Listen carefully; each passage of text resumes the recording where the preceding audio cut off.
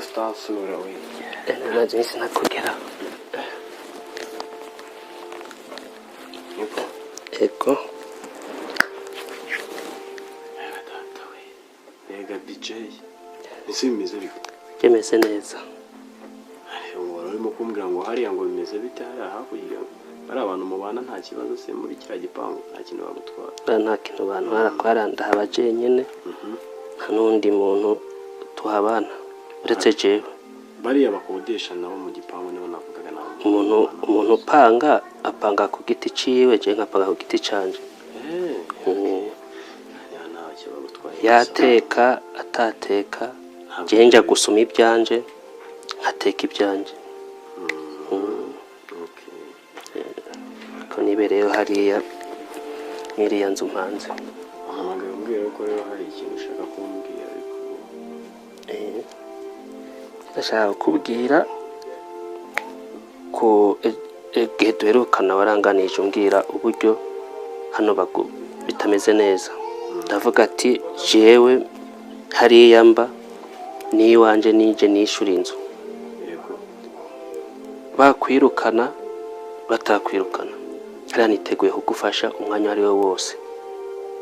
Ntitaye kubura umunyarwanda cyangwa kuba ntitaye kubura umurundi ko twega abarundi mu muco wacu dukunda gufata abantu neza tutitaye icurico.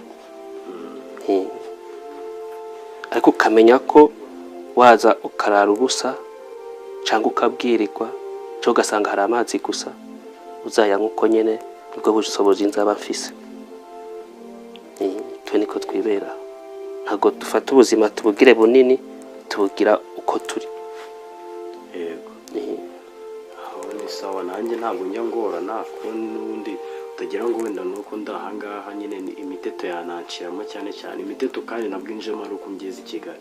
Ese ngiye isubiza ko nabaga mu cyaro kera mu rugo aho mvuga so hazi mu ntara.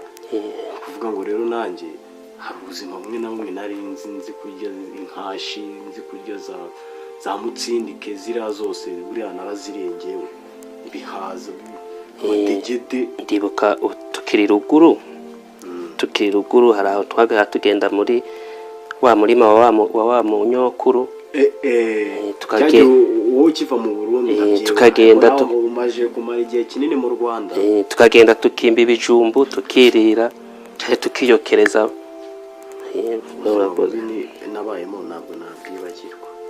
Ubwo ntiwabwiwe ko ubu wageze mu hajya bavuga ni mu muji.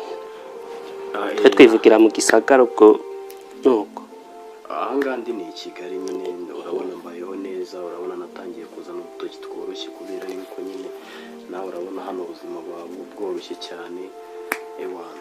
None kuri ca kibazo wari wambwiye kuko nasize uri kumbwira ko udateganya kuva hano.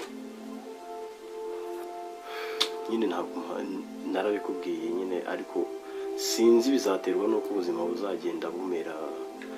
Bose wanjye n'umwana mwiza. Bose wanjye arankunda. Bose waragukunda. Bose wanjye arankunda pe. Kongwe uravugisha ukuri? Ndavugisha ukuri. Arankunda kandi buriya ngiye bose wanjye tubanye igihe kinini. Ntabwo twabanye ari uko ashatse umugore. N'igihe uzi nawe naraje hano i Kigali buriya bose wanjye niwe twabanaga.